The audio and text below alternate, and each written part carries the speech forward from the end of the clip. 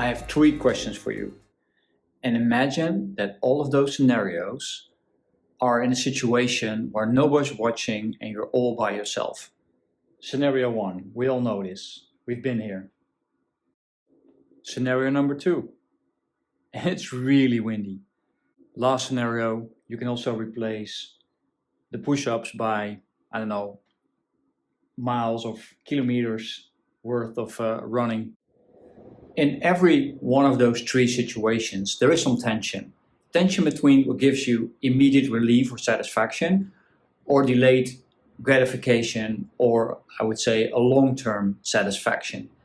And as if it is like these two are competing. And we all know that this happens all day, every day. And if you let him win, you will let your excuses win over your willpower. Because the more answers B you gave, the stronger your willpower is, or discipline. And discipline is doing what you should be doing for your health, your society, the environment, without no one watching you, especially when you hate doing the task. But why is this important? Well, think about what it would bring you if you would have more self-control.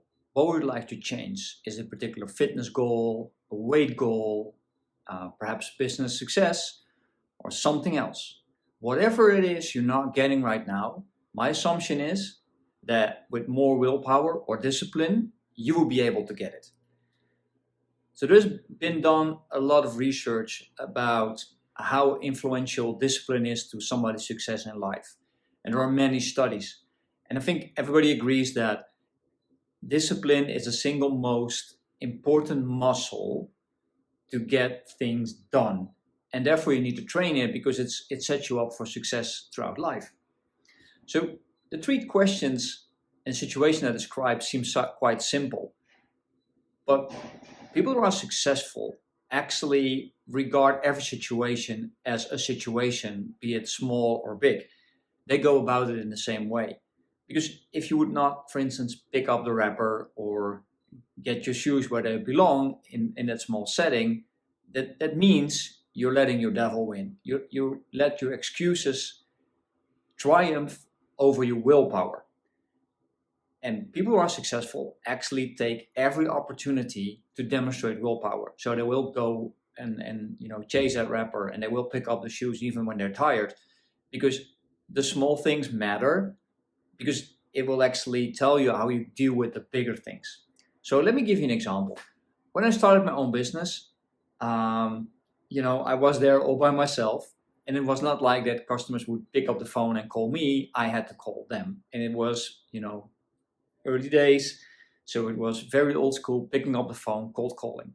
I don't know many people who actually love doing that, especially when nobody heard of you or your company.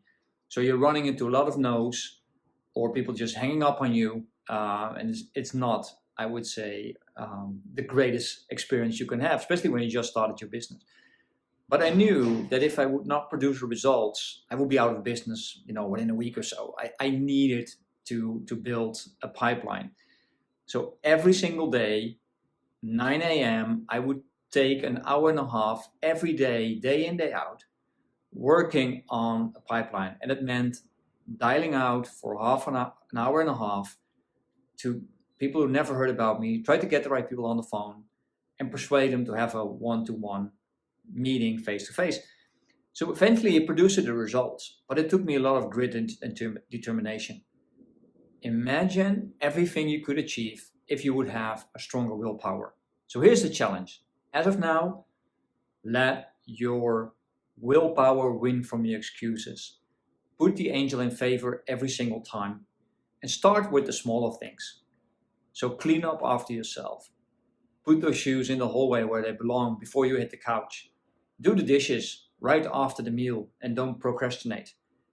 And I promise you, if you do that consistently, you will bring a lot more joy to your life because you're going to produce the results you're looking for. Look after yourself, look after each other, get that willpower in check, because I need and want you to win and not your excuse.